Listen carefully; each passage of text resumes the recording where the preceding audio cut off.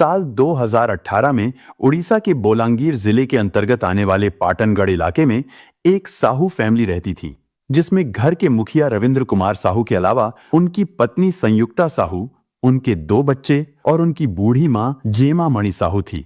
जहां रविंद्र कुमार साहू पाटनगढ़ में स्थित जवाहरलाल नेहरू कॉलेज के प्रोफेसर थे, तो वहीं उनकी पत्नी संयुक्ता साहू ज्योति विकास कॉलेज की प्रिंसिपल थी। उनका बेटा सौम्या शेखर भी बेंगलुरु की एक कंपनी में सॉफ्टवेयर इंजीनियर था, जबकि उनकी बेटी कजाकिस्तान में पढ़ाई कर रही थी, लेकिन उस समय अपने भाई की शादी अटेंड करने के लिए वो भी घर पर आई हुई थी। खैर, 18 फरवरी साल 2018 को बेंगलुरु में सॉफ्टवेयर इंजीनियर की नौकरी करने वाले सौम्या शेखर की शादी सोनपुर इलाके की रहने वाली रीमा से हो गई। सब कुछ ठीक चल रहा था, लेकिन फिर शादी के 5 दिन बाद यानी 23 फरवरी 2018 को शेखर की बहन, जो कजाकिस्तान से शादी में शामिल होने के लिए आई थी, वो वापस कजाकिस्तान जा रही थी। उसे एयरपोर्ट तक छोड़ने के लिए उसके पिता रविंद्र कुमार भी दिल्ली एयरपोर्ट तक उसके साथ गए थे। इधर उनकी पत्नी संयुक्ता साहू भी कॉलेज में अपनी ड्यूटी पर चली गई थी। यानी अब घर पर सौम्या शेखर, उसकी पत्नी रीमा और दादी, ये 3 लोग ही थे। 12:45 के आसपास का समय था। शेखर साहू और उसकी पत्नी रीमा रसोई में बातें कर रहे थे। वो खाने में ग्रिल बैंगन और दाल का झोल बनाने की योजना बना रहे थे, लेकिन तभी अचानक सौम्या को उनके गेट की कुंडी बजाने की आवाज सुनाई दी। उसने जाकर देखा तो गेट पर एक डिलीवरी बॉय खड़ा था। उसके हाथ में सौम्या के नाम का एक पार्सल था। बॉक्स के ऊपर एक घिसे हुए स्टिकर पर लिखा था कि इसे एस.के. सिन्हा ने रायपुर यानी उड़ीसा से करीब 230 किलोमीटर दूर से भेजा था। उस पार्सल को हरे कागज में कवर किया गया था, जिसमें से सफेद धागा बाहर निकला हुआ था। उसी समय पीछे से उनकी 85 वर्षीय दादी जेमा मणि साहू भी पार्सल देखने के लिए आ गई। सौम्या शेखर ने अपनी पत्नी से कहा कि मुझे तो यह शादी का गिफ्ट लगता है, लेकिन मुझे नहीं पता इसे भेजने वाला कौन है, क्योंकि मैं तो रायपुर में किसी को भी नहीं जानता। बातें करते हुए सौम्या शेखर उस पार्सल को भी खोल रहे थे, लेकिन जैसे ही उन्होंने उस धागे को खींचा तो रसोई में बहुत जोर का धमाका हुआ। वहां पर एक बिजली सी कौंध गई और धमाका इतना जोरदार था कि वो तीनों इधर उधर बिखर गए। उनके शरीर से तेजी से खून बहने लगा। उस धमाके से छत का प्लास्टर फट गया और वाटर प्यूरिफायर भी टूटकर बिखर गया। खिड़की भी कई टुकड़ों में टूटकर दूर जा गिरी। वो तीनों दर्द से तड़पने लगे। वहीं उनके जिस्मों से निकलने वाला खून पूरे फर्श पर फैल गया। दादी जेमा मणि साहू आग की लपटों में घिर गई थी। सौम्या शेखर ने बेहोश होने से पहले कराहते हुए कहा कि मुझे बचाओ, मैं मर रहा हूं। ये वो आखिरी शब्द थे जो रीमा ने अपने पति को बोलते हुए सुना था। आग ने रीमा के चेहरे और बाह को भी जला दिया था। उसके फेफड़ों में धुआं भर गया था। वो सांस लेने के लिए छटपटाने लगी, क्योंकि मलबा रीमा की आंखों में भी भर गया था, जिससे उसकी नजर धुंधली होती चली जा रही थी। लेकिन इसके बावजूद भी रीमा ने हिम्मत नहीं हारी। वो रेंग रेंग कर बेडरूम तक पहुंचने में कामयाब हो गई। इसके बाद उसने ज्योति विकास कॉलेज में प्रिंसिपल पद पर तैनात अपनी सास को कॉल करने के लिए फोन उठाया, लेकिन कॉल करने से पहले ही वो बेहोश हो गई। इधर उनके पड़ोसी एक दूसरे से ये पूछते हुए दौड़ते चले आ रहे थे कि शायद उनके घर में गैस सिलेंडर फट गया है, मगर वहां का दृश्य देखकर पड़ोसियों की भी हालत खराब हो गई। इसके बाद पड़ोसियों ने तुरंत एम्बुलेंस नंबर पर फोन किया। परेशान हाल पड़ोसियों ने आनन फानन में उन तीनों घायलों को उठाकर बाहर खड़ी एम्बुलेंस में पहुंचाया, लेकिन सौम्या शेखर और दादी जेमा मणि साहू की हॉस्पिटल ले जाने के दौरान ही मृत्यु हो गई। असल में वो दोनों 90% जल गए थे, लेकिन रीमा करीब 40% जली थी। इसलिए उसे गवर्नमेंट हॉस्पिटल में एडमिट कराया गया। वहां के बर्न वार्ड में उसका इलाज शुरू कर दिया गया था, लेकिन उसकी हालत भी गंभीर बनी हुई थी। परिवार के सभी लोग प्रार्थना कर रहे थे। इधर सूचना मिलते ही पुलिस भी घटनास्थल पर पहुंचकर जांच में जुट गई थी। पुलिस ने जांच में पाया कि यह घटना गैस सिलेंडर विस्फोट के कारण नहीं हुई थी। इसलिए पुलिस ने बम स्क्वाड को भी घटनास्थल पर बुला लिया था। लेकिन जैसे ही बम स्क्वाड की टीम रसोई में एंटर हुई तो वो लोग तुरंत समझ गए थे कि यह बम विस्फोट था, क्योंकि उन्होंने रसोई से बारूद की गंध महसूस की थी। और अब पुलिस को भी यकीन हो गया था कि यह बम विस्फोट ही है, लेकिन उन्हें यह समझ नहीं आ रहा था कि आखिर उस घर में बम कैसे आया था। और जो 3 लोग इस बारे में जानते थे या कुछ बता सकते थे, उनमें से 2 लोगों यानी सौम्या शेखर और उसकी दादी की मौत हो चुकी थी, जबकि रीमा भी अभी बात करने की स्थिति में नहीं थी। इसलिए पुलिस रीमा की हालत के बेहतर होने का इंतजार करती है, क्योंकि पुलिस के पास इसके अलावा और कोई दूसरा रास्ता भी नहीं था। फिर एक सप्ताह बाद यानी 3 मार्च 2018 को रीमा की हालत में सुधार होने के बाद उससे थोड़ी पूछताछ की जाती है। रीमा ने पुलिस को उस समय केवल इतना ही बताया कि 23 फरवरी को दोपहर 12 बजे के आसपास उनके घर पर स्काई किंग कोरियर सर्विस से एक पार्सल आया था। इस बात का पता चलते ही पुलिस बिना समय गवाए तुरंत स्काई किंग कोरियर ऑफिस पर पहुंचती है और उस व्यक्ति के बारे में पता लगाती है जिसने वो पार्सल डिलीवर किया था। साथ ही ये भी पता करने की कोशिश की जाती है कि वो पार्सल किसने भेजा था। जांच के दौरान पता चलता है कि वो पार्सल किसी एसके सिन्हा नाम के व्यक्ति ने रायपुर से भेजा था। लेकिन जब पुलिस छानबीन करती है तो पता चलता है कि वो नाम और एड्रेस दोनों ही फर्जी हैं। और यहीं पर पुलिस से एक छोटी सी गलती हो जाती है। दरअसल पुलिस ने मीडिया को इस केस की जानकारी देते समय गलती से पार्सल भेजने वाले का नाम एसके सिन्हा के बजाय आरके शर्मा बता दिया था। लेकिन पुलिस की यह गलती भी आगे चलकर इस केस को सॉल्व करने में बहुत बड़ा सुराग बन जाता है। अब क्योंकि ये नाम कातिल का था, इसलिए ये गलत नाम मीडिया के जरिए आग की तरह पूरे उड़ीसा में फैल गया और पुलिस ने भी इस पर ध्यान नहीं दिया था। पुलिस इसी तरह जांच करती रही और जब उस स्काई किंग कोरियर ब्रांच का सीसीटीवी फुटेज चेक करने की कोशिश की गई तो पता चला वहां पर कोई सीसीटीवी कैमरा ही नहीं है। इसके बाद पुलिस ने शेखर साहू के दोस्तों और परिवार वालों से भी पूछताछ की। पुलिस ने शेखर के माता पिता से पूछा कि क्या उन्हें किसी पर शक है या फिर उनकी किसी से कोई रंजिश हो। इस पर शेखर की मां ने बताया कि हमारी किसी से कोई दुश्मनी नहीं है और ना ही हमें किसी पर शक है।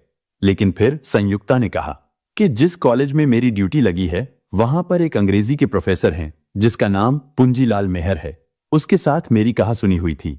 दरअसल पुंजीलाल मेहर काफी समय से उस कॉलेज का प्रिंसिपल था, लेकिन इस घटना से 5 महीने पहले उसे हटाकर शेखर साहू की मां संयुक्ता साहू को प्रिंसिपल बना दिया गया था।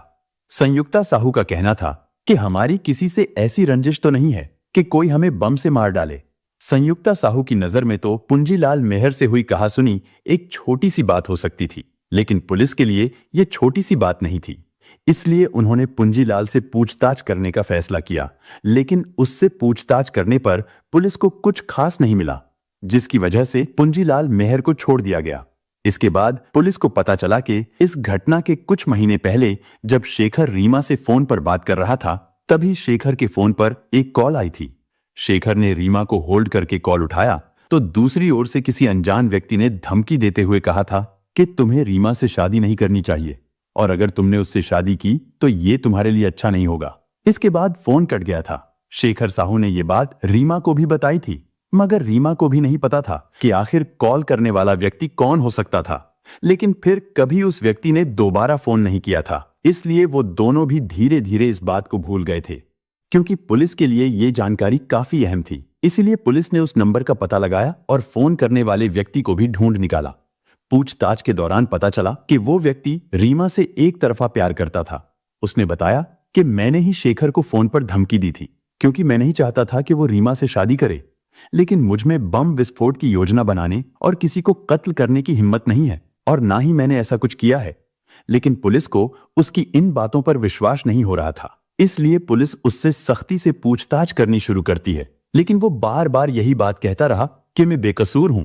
इसके बाद पुलिस ने उसका पॉलीग्राफ टेस्ट यानी लाइव डिटेक्टर टेस्ट भी किया, जिससे पता चला कि वो झूठ नहीं बोल रहा है।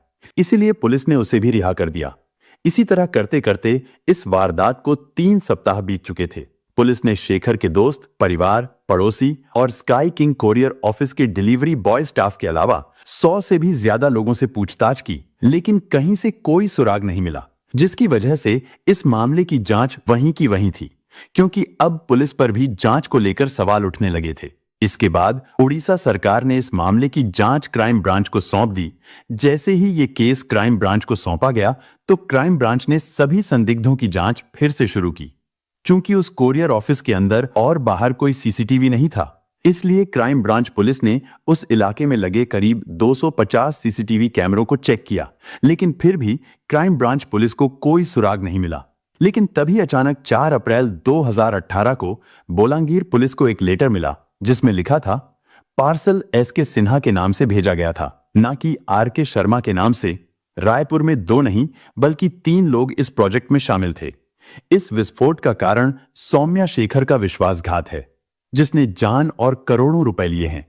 उस लेटर में एक और इंपॉर्टेंट लाइन लिखी गई थी कि प्लीज निर्दोष लोगों को संदेह में पकड़कर उनसे अनावश्यक सवाल पूछकर जांच के नाम पर लोगों को परेशान ना करें। इस लेटर को पढ़ने के बाद बोलांगीर पुलिस तुरंत उस लेटर की एक कॉपी निकलवाकर क्राइम ब्रांच के चीफ अरुण भौत्रा को भी भेज देते हैं। अरुण भौत्रा भी उस लेटर को कई बार पढ़ते हैं और सोचते हैं कि जिसने भी इस लेटर को भेजा है उसने ही वो पार्सल भी भेजा होगा, क्योंकि ये तो किसी को भी नहीं पता था कि पुलिस ने पार्सल भेजने वाले का नाम गलती से एस.के. सिन्हा की जगह आर.के. शर्मा बताया था। हालांकि लोग तो पुलिस द्वारा गलती से बताए गए नाम आर.के. शर्मा को ही अपराधी समझ रहे थे।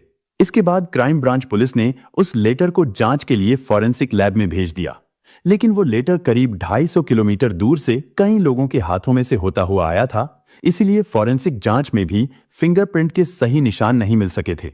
लेकिन फिर पुलिस ने सोचा कि क्यों ना ये लेटर शेखर साहू के घर वालों को दिखाया जाए, हो सकता है वो लोग इस हैंडराइटिंग को पहचानते हों। इसके बाद लेटर शेखर के परिवार वालों को दिखाया गया। पहले तो शेखर के घर वालों ने कहा कि उन्हें तो इस हैंडराइटिंग से किसी पर कोई शक नहीं है और उन्हें नहीं पता कि ये लेटर किसने भेजा होगा। लेकिन फिर अचानक शेखर की मां संयुक्ता साहू की नजर उस लेटर पर एक जगह ठहर गई, जिसकी वजह से उन्होंने लेटर को कई बार पढ़ा।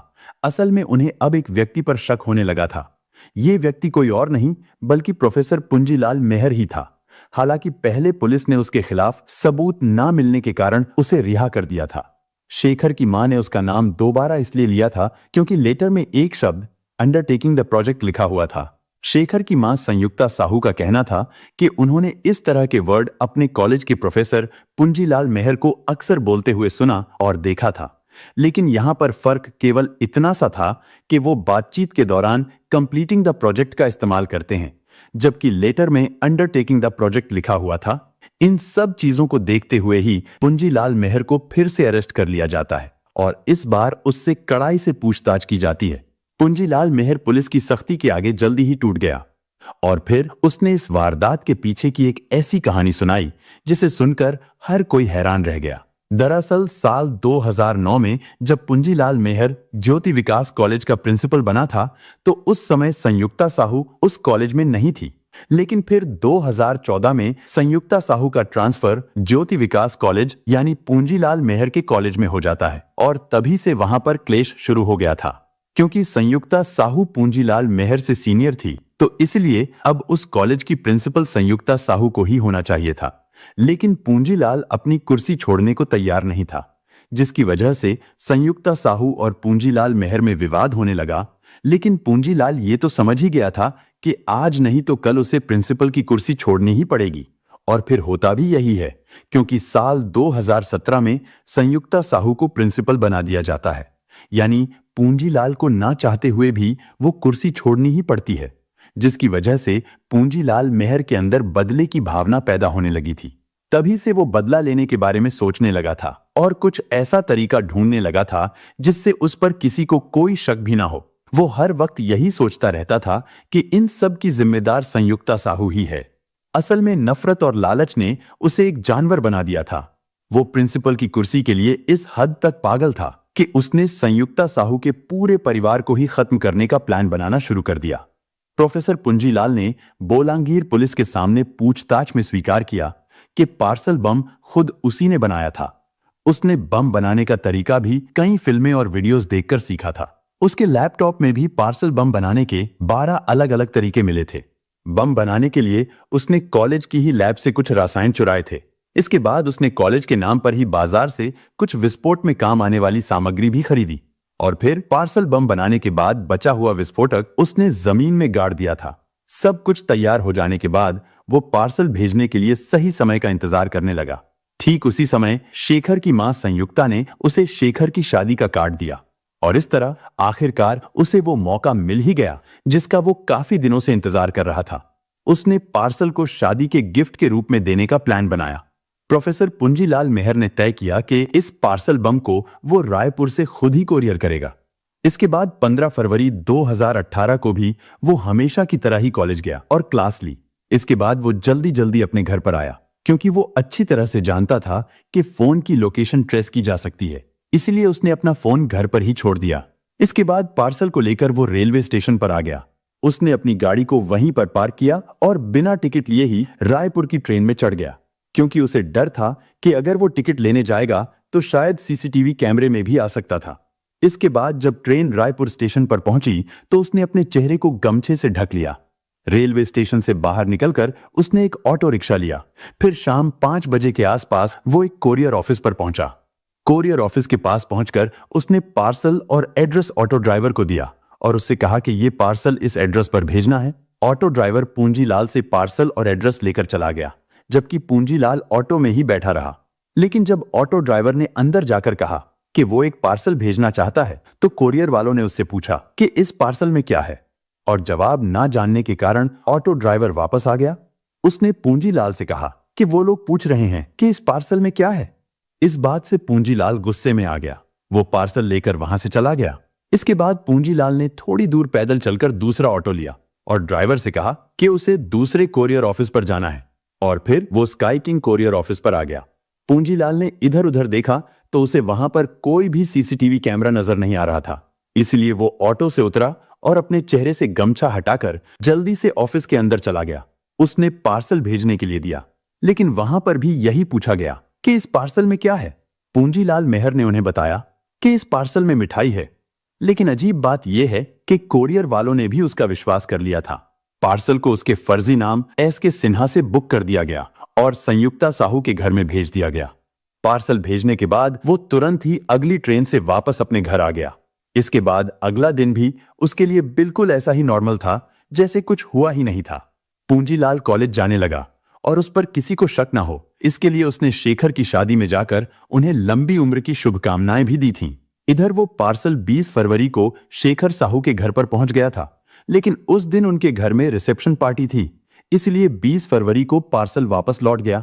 और फिर 3 दिन बाद यानी 23 फरवरी 2018 को जब रीमा किचन में खाना बना रही थी, तभी वो पार्सल डिलीवर कर दिया गया था, जिसकी वजह से ये वारदात हुई थी। इसके बाद पूंजीलाल मेहर शेखर साहू के अंतिम संस्कार में भी शामिल हुआ था और इस तरह पूंजीलाल मेहर ने अपने अपराध को स्वीकार कर लिया था। उसके खिलाफ अब काफी सबूत थे, जिसमें कोरियर बिल की वो स्लिप जो शेखर के घर भेजी गई थी और एसपी को भेजा गया वो लेटर भी एक अहम सबूत था। इसके बाद पूंजीलाल के दिए गए बयान और सबूतों के आधार पर 24 अप्रैल 2018 को उड़ीसा क्राइम ब्रांच पुलिस ने पूंजीलाल मेहर के खिलाफ चार्जशीट तैयार करके उसे कोर्ट में पेश किया, जहां से उसे जेल भेज दिया गया। हालांकि ये मामला अभी भी कोर्ट में चल रहा है और पूंजीलाल मेहर भी फिलहाल जेल में है। इधर रीमा भी धीरे धीरे ठीक होती जा रही थी। वो हॉस्पिटल से अपने ससुराल आ गई थी। शादी के केवल 5 दिन बाद ही वो रीमा, जिसने अपने पति को खो दिया था, उसने कहा कि शेखर ही उसका पहला और आखिरी प्यार था। रीमा का कहना था कि वो दूसरी शादी नहीं करेगी। यानी सौम्या शेखर साहू के चले जाने के बाद अब रीमा शेखर साहू के माता पिता के साथ ही रहती है। दोस्तों, इस घटना को सुनाने का उद्देश्य किसी का दिल दुखाना नहीं है, किसी को परेशान करना नहीं, बल्कि आपको जागरूक करना है, आपको सचेत करना है। दोस्तों, इस पूरी घटना के बारे में आपकी क्या राय है, कमेंट बॉक्स में जरूर बताएं। और अगर हमारी मेहनत पसंद आई हो तो इस वीडियो को लाइक करते हुए शेयर भी करें। अगर आपने अब तक चैनल को सब्सक्राइब नहीं किया है तो हमारे चैनल को सब्सक्राइब कर लीजिए। धन्यवाद।